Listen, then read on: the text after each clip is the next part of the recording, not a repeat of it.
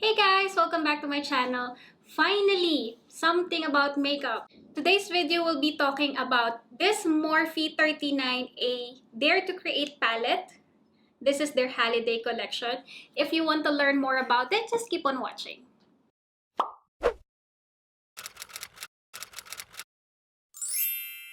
Na-miss kong humawak ng makeup brushes and makeup ko. My goodness, it's been almost 1 month na hindi ako nagme-makeup. And finally, today's the day we'll be talking about makeup. Okay, this is the eye look that I created. Ayan. Ito yung eye look na nagawa ko using Morphe's palette.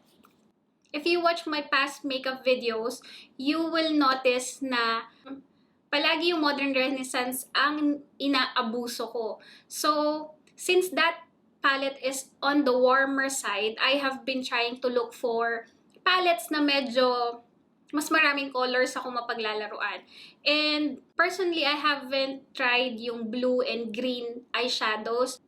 Google says that green and blue eyeshadows complement well with brown eyes. And I am a brown girl, so I wanted to venture out and try for myself kung ano yung mga looks na kaya kong gawin. And while searching online, I have stumbled upon this palette. At first, I was contemplating of getting the Morphe Jaclyn Hill palette. Then after a month, lumabas naman to. And this one, medyo mas nagustuhan ko siya. So first, let's talk about packaging. This is a cardboard packaging na magnetic siya. I found it much better than the plastic kind, I feel like. Though, hindi pa rin siya ganun ka-travel friendly. But then look at the gold accent. Napaka-bongga ng kanilang packaging this holiday season. So this is the first 39 pan palette that Morphe has released. Usually, nasa 35 lang sila. So let's take a look inside. What I like most about this palette is that ang laki ng transition shades niya na nasa gitna. So usually sa mga palettes, yung transition shades talaga yung unang nag-hit pa. And as you can see here, it is almost like categorized by color. This is the browns, the red and the berry color, blue, teals, something like that, and forest greens here. Which is really fun to play with. If you will think about it, nandito na halos lahat ng kailangan mo. This is for everyday. If you want color, they have berry, greens, and blues. Also have black for smoky if you want smoky eye. But the only problem that I found here is that yung names nila nasa plastic sheet. What I did with mine is that tinape ko lang siya dun sa pinaka-cover.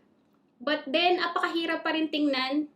Kunyari, gagawa kayo ng makeup tutorial. Ang hirap tingnan yung pinaka-names dun sa actual shades. Kasi nga, magkahiwalay pa siya.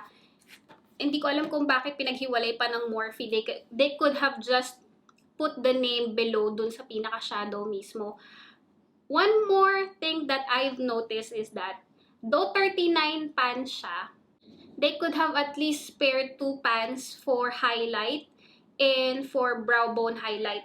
Kasi, as you can see, wala dito yung talagang super light for highlight na pwede nyo gamitin. And also, wala siyang pwedeng gamitin for brow bone. If ever, ito na yung pinaka-light. So, that is it for the packaging. So, let's talk about pigmentation. Oh my goodness, the pigments in this palette, bonggang-bongga, as in bongga talaga. I will be showing you some clips ng swatches here. Ayan. So, as you can see, dyan sa mga shadows na yan, talaga naman very vivid nung colors niya. The color payoff is really there. Talagang very pigmented sila.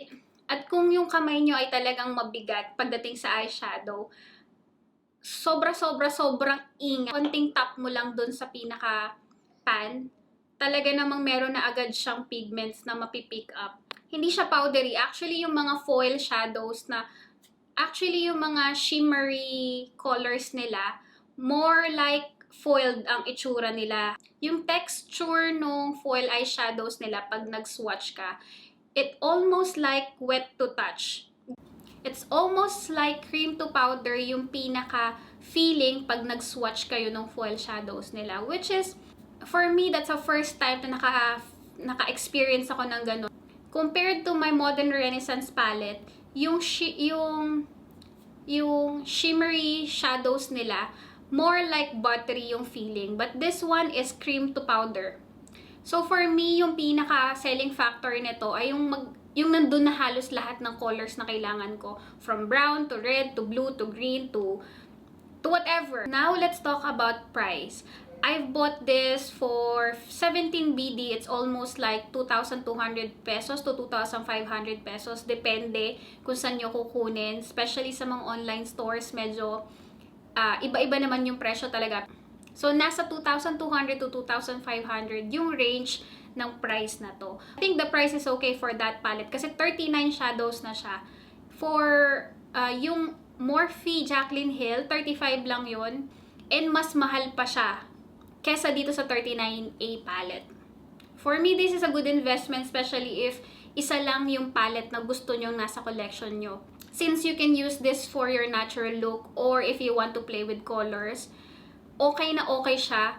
Kahit na medyo may kamahalan ng konti yung presyo niya, the quality in this palette is really, really good. Comparing to my Modern Renaissance again, nandudun yung level niya.